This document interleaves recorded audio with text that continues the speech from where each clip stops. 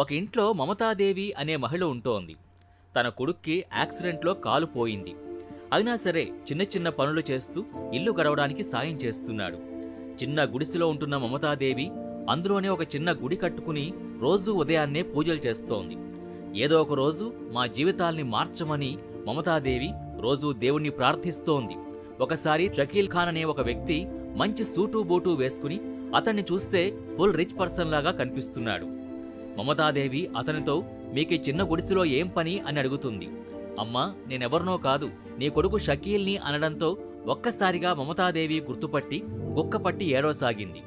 చాలా రోజుల తర్వాత షకీల్ మమతాదేవిని కలిశాడు.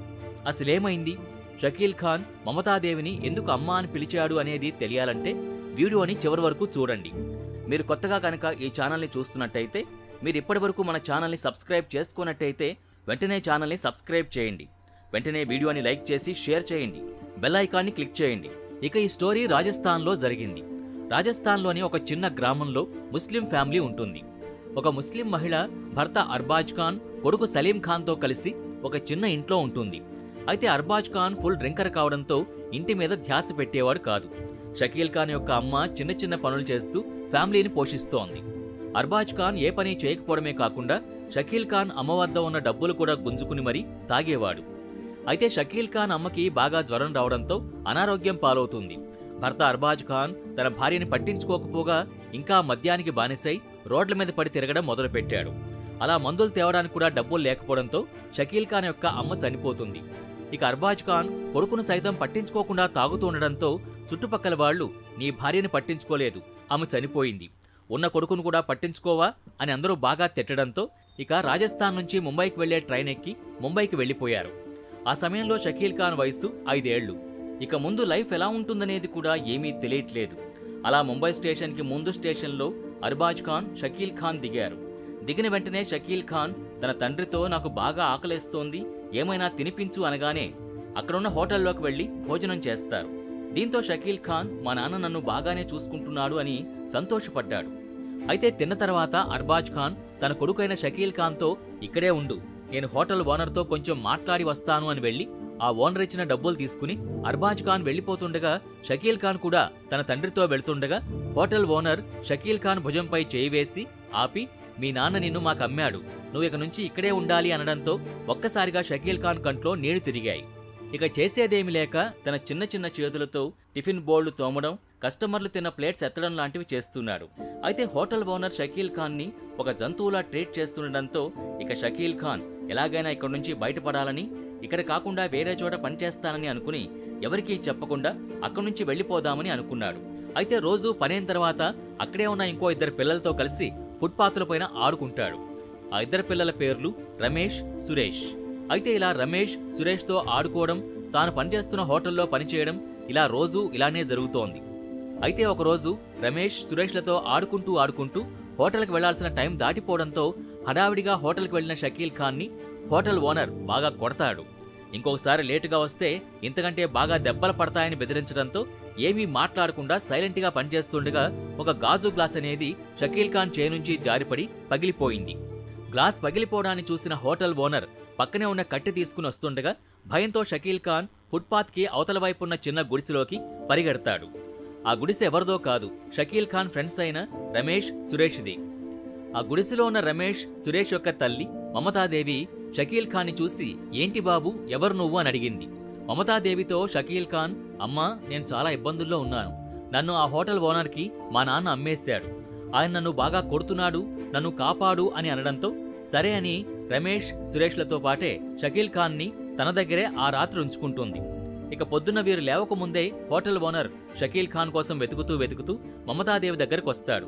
షకీల్ ఖాన్ గురించి చెప్పి ఇతన్ని ఎక్కడైనా చూసావా అని అడగ్గా ఆయన చేతిలో కర్ర, కళ్లల్లో కోపం చూసిన మమతాదేవి, నేను నువ్వు చెబుతున్న అబ్బాయిని చూడలేదు అని అనడంతో దుప్పటి కింద పడుకున్న వాళ్ళని చూపించి ఇందులో ఉన్నది ఎవరు అని హోటల్ ఓనర్ మమతాదేవితో అనగా, వారు నా పిల్లలు రాత్రంతా పనికి పోయి వస్తారు, పగలంతా పడుకుని రాత్రంతా పనికి వెడతారు అనడంతో హోటల్ ఓనర్ అక్కడి నుంచి వెళ్లిపోతాడు. ఇక ఆ తర్వాత రమేష్, సురేష్తో తనని వాళ్ళ నాన్న హోటల్ ఓనర్కి అమ్మిన విషయం, తనని ఘోరంగా కొడుతున్న విషయం వాళ్ళకి చెప్పడంతో వాళ్ళు షకీల్ ఖాన్ చెప్పిందంతా మమతాదేవికి చెప్తారు. ఇక మొత్తం విన్న మమతాదేవికి కళ్లల్లో నీళ్లు తిరిగాయి. మమతాదేవి షకీల్ ఖాన్తో ఏమైనా తిన్నావా అని అడగ్గా ఏమీ తినలేదు అని అనడంతో ఇంట్లో ఉన్న అన్నాన్ని మమతాదేవి తన చేతులతో షకీల్ ఖాన్కి తినిపించింది. దీంతో షకీల్ ఖాన్కి వాళ్ళమ్మ గుర్తుకు రావడంతో షకీల్ ఖాన్ ఏడవసాగాడు. షకీల్ ఖాన్ ఏడవడం చూసి మమతాదేవి కళ్ళల్లో కూడా నీళ్లు తిరిగాయి. షకీల్ ఖాన్తో మమతాదేవి నువ్వేం భయపడకు, నువ్వు ఇక నుంచి ఇక్కడే ఉండవచ్చు, నీకేం భయం లేదు అనగానే షకీల్ ఖాన్ మమతాదేవిని నేను నిన్ను అమ్మా అని పిలవచ్చా అని అంటాడు. దానికి మమతాదేవి ఓకే అని అంటుంది. అయితే హోటల్ ఓనర్ షకీల్ ఖాన్ కోసం అక్కడక్కడే వెతుకుతూ ఉండడంతో తన ఇద్దరు పిల్లలతో కలిసి షకీల్ ఖాన్ని తీసుకుని ప్రస్తుతం ఉంటున్న ప్లేస్ నుంచి 10 కిలోమీటర్ల దూరం వెళ్లి అక్కడ కూడా ఇలాంటి గుడిసె వేసుకుంది. తన ఇద్దరు పిల్లలు చదువుకుంటున్న ఎన్జిఓ బ్రాంచ్ ఇక్కడ కూడా ఉండడంతో మరలా మమతాదేవి తన పిల్లలతో పాటు షకీల్ ఖాన్ని కూడా ఎన్జిఓ బ్రాంచ్లో చేర్పించింది. అలా చదువుకుంటూ 10th క్లాస్ కంప్లీట్ చేశారు. ఇంటర్మీడియట్ కూడా కంప్లీట్ చేశారు. రమేష్, సురేష్తో పోలిస్తే షకీల్ ఖాన్ చదువులో చురుగ్గా ఉంటున్నాడు. ఒకరోజు ముగ్గురు పిల్లలు అమ్మ మమతాదేవి వద్ద కూర్చుని షకీల్ ఖాన్ నేను మంచిగా చదువుకుంటాను, పై చదువుల కోసం వేరే ఊర్లో చదువుకుంటాను, అక్కడే ఏదో ఒక పని చేసుకుంటూ హాస్టల్ ఫీజు కట్టుకుంటూ చదువుకుంటా అనడంతో మమతాదేవి కూడా ఒప్పుకుంటుంది. అలా అక్కడి నుంచి 5 కిలోమీటర్ల దూరంలో ఉన్న కాలేజ్కి వెళ్లి డిగ్రీ కంప్లీట్ చేశాడు. ఇక ఎలాగైనా గవర్నమెంట్ జాబ్ కొట్టాలని అనుకుని జాబ్కి అప్లై చేశాడు. బాగా ప్రిపేర్ అయి ఎగ్జామ్ రాయడం, షకీల్ ఖాన్కి బ్యాంకులో ఉద్యోగం రావడం అనేది జరిగింది. ఇక బ్యాంకులో మేనేజర్గా ఉద్యోగం వచ్చింది అని తెలిసి చాలా సంతోషపడ్డాడు షకీల్ ఖాన్. ఇక ఎలాగైనా ఈ విషయం అమ్మ మమతాదేవికి చెప్పాలని వెంటనే పక్కనే ఉన్న మంచి షాప్కి వెళ్లి మంచి బట్టలు, సూటు బూటు వేసుకుని మమతాదేవి ఉంటున్న గుడిసె వద్దకు వెళ్ళాడు. వెళ్లే సమయానికి మమతాదేవి పూజ చేస్తోంది. ఇక పూజ అయిపోయిన తర్వాత షకీల్ ఖాన్ని చూసిన మమతాదేవి షకీల్ ఖాన్ని గుర్తుపట్టకపోగా ఎవరి అబ్బాయి చాలా డబ్బున్నవాళ్లా ఉన్నాడు అనుకుని ఎవరు బాబు నువ్వు, నీకీ గుడిసెలో ఏం పని అనడంతో ఒక్కసారిగా షకీల్ ఖాన్ నవ్వి మమతాదేవి కాళ్ల మీద పడతాడు. షకీల్ ఖాన్ మమతాదేవితో అమ్మా నేను నీ కొడుకు షకీల్ని, నాకు గవర్నమెంట్ జాబ్ వచ్చింది అని చెప్పడంతో మమతాదేవి కళ్లల్లో నీళ్లు తిరిగాయి. షకీల్ ఖాన్ని పట్టుకుని గట్టిగా ఏడ్చింది. వెళదాం పదా అమ్మా ఇక్కడి నుంచి అని మమతాదేవితో అంటాడు. అయితే షకీల్ ఖాన్ ఇద్దరు అన్నదమ్ముల్లో రమేష్ యాక్సిడెంట్లో చనిపోగా సురేష్కి ఒక కాలు పోయి హ్యాండిక్యాప్డై ఉంటాడు. ఇక ఈ విషయం తెలిసి షకీల్ ఖాన్ ఒక్కసారిగా ఏడుస్తాడు.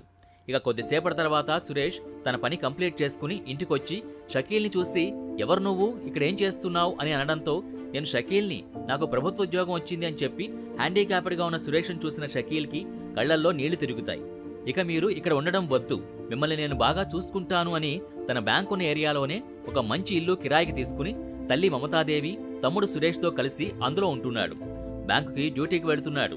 అలా రోజు డ్యూటీకి వెళ్ళొస్తున్న క్రమంలో ఒకరోజు బ్యాంకు గేటు వద్ద పెద్ద పెద్ద వెంట్రుకలతో అంతా ఖరాబ్గా ఉన్న అతన్ని చూసి ఎవరు నువ్వు, ఇక్కడ ఎందుకు నిల్చున్నావు అని అడగడంతో నేను నీ తండ్రి అర్బాజ్ ఖాన్ని అని చెప్పడంతో అతనితో ఏమీ మాట్లాడకుండా అక్కడి నుంచి వెళ్ళిపోయాడు. ఇక ఇంటికి వెళ్ళాక ముభావంగా ఉన్న షకీల్ని చూసి తల్లి మమతాదేవి ఏమైంది, ఎందుకు ఇలా ఉన్నావు అని అనగా ఇక స్టోరీ మొత్తం చెబుతాడు. అప్పుడు మమతాదేవి పైసల కోసం నిన్ను నమ్మినా తండ్రి ఎలాంటి వాడైనా తండ్రి తండ్రే కదా అని అనడంతో మరలా తెల్లారి కూడా బ్యాంకు వద్దే ఉండడంతో ఆయన్ని హాస్పిటల్కి తీసుకెళ్లి టెస్టులు చేయించగా డాక్టర్లు బాగా మందు తాగడం వల్ల లివర్, కిడ్నీలు చెడిపోయాయి, బ్రతకడం చాలా కష్టమని చెప్పడంతో షకీల్ డాక్టర్లతో అవునా, మీరు చేసే ప్రయత్నం మీరు చేయండి, ఇక తర్వాతది దేవుడికి వదిలేద్దాం అని అనడంతో డాక్టర్లు ట్రీట్మెంట్ చేస్తారు. ఇక కొద్ది రోజులకే అర్బాజ్ ఖాన్ మరణిస్తాడు. ఇక మమతాదేవి షకీల్ నువ్వు పెళ్లి చేసుకో అని అనడంతో షకీల్ ముందు సురేష్కి పెళ్లి చేద్దామని అనగా మమతాదేవి సురేష్ వికలాంగుడు, పెళ్లి కావడం అనేది చాలా కష్టం, అందుకే నువ్వు పెళ్లి చేసుకో, సురేష్కి తర్వాత చేద్దామని అనడంతో పెళ్లికి షకీల్ ఒప్పుకుంటాడు. ఇక మమతాదేవి ఒక మంచి ముస్లిం కుటుంబం నుంచి అమ్మాయిని వెతికి షకీల్కి పెళ్లి చేస్తుంది. షకీల్ భార్య కూడా వీరితో కలిసి ఉంటుంది. షకీల్ కూడా కొత్త ఇంటిని తీసుకుని అందరినీ కొత్త ఇంటికి షిఫ్ట్ చేస్తాడు. షకీల్ ఒక గదిలో, మమతాదేవి ఒక గదిలో ఉంటున్నారు. ఇది రియల్ స్టోరీ. డబ్బుల గురించి ఒక కొడుకుని తండ్రి అమ్మితే తాను చదువుకుని గొప్ప స్థాయికొచ్చిన ఇన్స్పిరేషన్ స్టోరీ.